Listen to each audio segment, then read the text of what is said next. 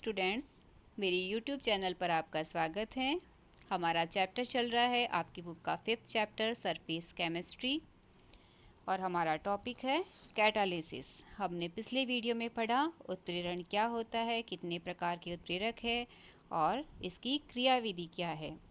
आज के इस वीडियो में हम पढ़ेंगे एंजाइम उत्प्रेरण या एंजाइम कैटालिसिस क्या है। सबसे पहले हम देखते हैं एंजाइम्स क्या होते हैं। एंजाइम उच्च अणुभार वाले नाइट्रोजन युक्त जटिल कार्बनिक यौगिक होते हैं। ये प्रोटीन अणु होते हैं जो जैव कोशिकाओं में पाए जाते हैं। एंजाइम विभिन्न जैव रासायनिक क्रियाओं में उत्प्रेरक का कार्य करते हैं, इसलिए इन्हें जैव उत्प्रेरक भी कहते हैं। और ये विषमांग उत्प्रेरक की तरह कार्य करते हैं। विषमांग उत्प्रेरक कौन से होते हैं, हमने पिछले वीडियो में पढ़ा। जब क्रियाकारक, क्रियाफल और उत्प्रेरक की भौतिक अवस्थाएं अलग अलग होती है तो इसे हम विषमांग उत्प्रेरण कहते हैं। सीधे एग्जाम्पल्स। पहला एग्जाम्पल है ग्लूकोज का एथेनॉल में परिवर्तन। ग्लूकोज का फॉर्मूला C6H12O6। ग्लूकोज का एथेनॉल में परिवर्तन, इस अभिक्रिया में एंजाइम कौन सा कार्य करता है, जाइमेज एंजाइम। सेकंड एग्जाम्पल है शर्करा का प्रतिपन, इन्वर्जन ऑफ शुगर। शर्करा प्रतिपन में हमने शुगर ली है सुक्रोज, और सुक्रोज का परिवर्तन हो रहा है ग्लूकोज प्लस फ्रक्टोज में जल अपघटन। एंजाइम यहाँ पर लेंगे हम इन्वर्टेज एंजाइम। ये अभिक्रिया इन्वर्टेज एंजाइम की उपस्थिति में होती है। नेक्स्ट है स्टार्च का माल्टोज में परिवर्तन। इस अभिक्रिया में एंजाइम कौन सा भाग लेगा, डायस्टेज एंजाइम। नेक्स्ट एग्जाम्पल है यूरिया का जल अपघटन। यूरिया का फॉर्मूला NH2CO NH2। इसका जल अपघटन करते हैं तो अमोनिया और कार्बन डाइऑक्साइड गैस बनती है, और यहाँ यह अभिक्रिया किस एंजाइम की उपस्थिति में होगी, यूरिएज एंजाइम। नेक्स्ट एग्जाम्पल है आमाशय में प्रोटीन का पाचन होकर पेप्टाइड्स बनते हैं, तो इस अभिक्रिया में एंजाइम कौन सा भाग लेता है, पेप्सिन एंजाइम। एथिल अल्कोहल से एसिटिक एसिड का बनना, ये अभिक्रिया माइकोडर्मा एसिटाई एंजाइम की उपस्थिति में होती है। नेक्स्ट एंजाइम कैटालिसिस का एग्जाम्पल है माल्टोज का ग्लूकोज में परिवर्तन। माल्टोज का फॉर्मूला, माल्टोज एक डाइसैकेराइड होता है, फॉर्मूला है इसका C12H22O11। इसका जल अपघटन करेंगे माल्टेज एंजाइम की उपस्थिति में तो ग्लूकोज बनते हैं।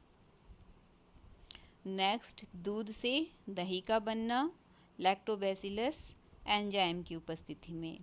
स्टार्च से शर्करा का बनना, लार में उपस्थित टाइलिन एंजाइम की उपस्थिति में।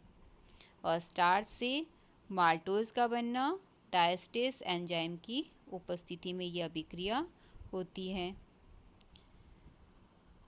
अदर एग्जाम्पल्स आर माल्टोज का बदलना ग्लूकोज में माल्टेज एंजाइम की उपस्थिति में, यूरिया से अमोनिया और CO2 बनना यूरिएज एंजाइम की उपस्थिति में, प्रोटीन का पाचन अमीनो एसिड्स में होना, एंजाइम कौन सा होगा, पेप्सिन। ये सभी तो थे एंजाइम कैटालिसिस के एग्जाम्पल्स। अब हम पढ़ेंगे एंजाइम उत्प्रेरण के अभिलक्षण या विशेषताएं क्या हैं। पहली विशेषता है सर्वाधिक प्रभावी। अभिक्रिया के वेग को 10 लाख गुना तक बढ़ा देते हैं। एंजाइम इतने इफेक्टिव है कि इनकी थोड़ी सी मात्रा अभिक्रिया के वेग को 10 लाख गुना तक बढ़ा देती है। सेकंड है सूक्ष्म मात्रा। एंजाइम की बहुत सूक्ष्म मात्रा भी अभिक्रिया के वेग को बढ़ाने में सक्षम होती है। थर्ड इसका अभिलक्षण या विशेषता है इसकी एंजाइम की प्रकृति स्पेसिफिक, विशिष्ट होती है। कोई एक एंजाइम किसी एक विशिष्ट अभिक्रिया को ही उत्प्रेरित कर सकता है। नेक्स्ट है हमारा पॉइंट अनुकूलतम ताप, ऑप्टिमम टेम्परेचर। 25 डिग्री से 37 डिग्री सेंटीग्रेड तापमान पर एंजाइम सर्वाधिक सक्रिय होते हैं। इससे ज़्यादा तापमान पर या इससे कम तापमान पर इसकी सक्रियता घटने लगती है। 70 डिग्री सेंटीग्रेड पर एंजाइम स्कंदित हो जाते हैं, नष्ट हो जाते हैं। तो ये जो 25 डिग्री से 37 डिग्री सेंटीग्रेड तापमान जिस पर एंजाइम सर्वाधिक सक्रिय होते हैं उसे ऑप्टिमम टेम्परेचर कहते हैं। और अनुकूलतम पीएच, ऑप्टिमम पीएच कौन सा होगा एंजाइम्स के लिए? 7.4, जो हमारे रक्त का पीएच होता है। नेक्स्ट है वर्धक या सह एंजाइम। कुछ अन्य पदार्थ जैसे विटामिन, प्रोटीन्स, धातु, आयन आदि की उपस्थिति में एंजाइम की सक्रियता में वृद्धि हो जाती है। इन्हें हम कहते हैं वर्धक या सह एंजाइम। और एंजाइम विष किसे कहते हैं? HCN, CH2 आदि पदार्थ एंजाइम की सक्रियता को कम कर देते हैं, इन्हें एंजाइम विष कहते हैं। ये तो थी एंजाइम उत्प्रेरण के अभिलक्षण। अब हम पढ़ेंगे एंजाइम उत्प्रेरण की क्रियाविधि, मैकेनिज्म ऑफ एंजाइम कैटालिसिस। ये अभिक्रिया कुछ स्टेप्स में होगी। फर्स्ट स्टेप में क्या होगा? एंजाइम सबस्ट्रेट के साथ मिलकर एंजाइम अभिकारक संकुल, एंजाइम सबस्ट्रेट कॉम्प्लेक्स बनाता है, ES। सेकंड स्टेप में ES, ये जो संकुल बना है वो वापस टूट जाएगा एंजाइम प्लस प्रोडक्ट में। इसे हम ताला चाबी सिद्धांत के द्वारा समझा सकते हैं। ताला चाबी सिद्धांत बताता है कि एंजाइम्स स्पेसिफिक होते हैं, किसी एक पर्टिकुलर एंजाइम के साथ एक पर्टिकुलर सबस्ट्रेट ही जुड़ सकता है। ये हमारा है एंजाइम और ये हमारा है सबस्ट्रेट। एंजाइम और सबस्ट्रेट मिलकर पहले बनाएंगे एंजाइम सबस्ट्रेट कॉम्प्लेक्स। उसके बाद enzyme substrate complex enzyme product complex में चेंज हो जाता है और इसके अपघटन होने से एंजाइम अलग हो जाएगा और हमारे प्रोडक्ट्स अलग हो जाएंगे। ये तो था हमारा एंजाइम कैटालिसिस, उसके अभिलक्षण, उसके एग्जाम्पल्स और उसकी मैकेनिज्म। नेक्स्ट हमारा टॉपिक है जियोलाइट उत्प्रेरण या आकार वर्णात्मक उत्प्रेरण किसे कहते हैं? जियोलाइट्स क्या होते हैं? धातुओं के सूक्ष्म छिद्रित एल्यूमिनोसिलिकेट्स जियोलाइट्स कहलाते हैं। जियोलाइट्स का सामान्य सूत्र क्या होगा? MnAlO2x SiO2y and whole Z dot MS2O।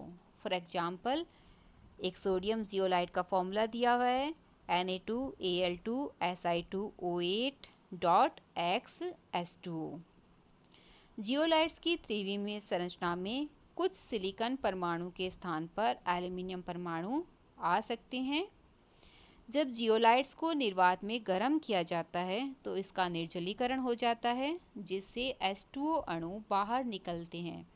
H2O अणुओं के बाहर निकलने से जियोलाइट्स में रंध्र और गुहिकाओं का निर्माण हो जाता है। इससे इसकी संरचना मधुमक्खी के छत्ते के समान दिखाई देती है, यानी इसकी संरचना में छोटे छोटे चैम्बर्स बन जाते हैं। इन चैम्बर्स या रंध्रों के द्वारा निश्चित आकार के क्रियाकारकों के अणुओं का अधिशोषण किया जा सकता है। इनके चैम्बर्स के आकार से छोटे आकार के अणु अगर हैं तो वो फिसलकर बाहर निकल जाते हैं, और यदि क्रियाकारक के अणु इन चैम्बर्स या रंध्रों के आकार से बड़े आकार के हैं तो उनका यह अधिशोषण नहीं कर पाता। यानी जियोलाइट्स किस प्रकार का कार्य करते हैं? आकार वर्णात्मक उत्प्रेरक का कार्य करते हैं। जिन क्रियाकारकों का आकार इनके रंध्रों के आकार के अनुरूप होता है उन्हीं के लिए ये उत्प्रेरक का कार्य करेंगे, इसलिए इन्हें सेफ सेलेक्टिव कैटालिस्ट कहते हैं। फॉर एग्जाम्पल, ZSM5 नामक जियोलाइट उत्प्रेरक के द्वारा अल्कोहल को गैसोलीन में बदला जाता है। ZSM5 की गुहिकाओं के द्वारा पहले अल्कोहल का निर्जलीकरण किया जाता है, फिर अनेकों हाइड्रोकार्बन का मिश्रण प्राप्त होता है जो कि उच्च क्वालिटी का गैसोलीन या पेट्रोल होता है। सेकंड एग्जाम्पल जियोलाइट्स का है, सोडियम जियोलाइट Na2Al2Si2O8.Xs2O। इसका उपयोग किया जाता है कठोर जल के मृदुकरण में। Thanks for watching my video.